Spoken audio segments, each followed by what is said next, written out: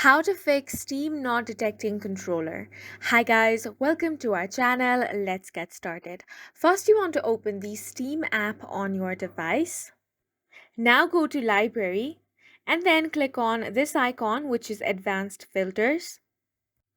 Now from here, go to Hardware Support and you want to click on Controllers Full. So make sure you tick mark this option, then tick on the box of Controllers Partial as well.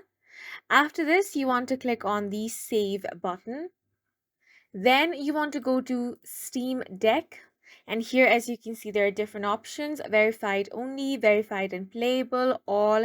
So now you want to click on the Save As again. Now here you can enter a name for the collection and then click on Save. After this, the filter is going to be applied to your games and the issue of Steam not detecting controller is going to be fixed. And that's it for this video. We hope you guys found it helpful. Please make sure to hit the like button and subscribe for more helpful tutorials.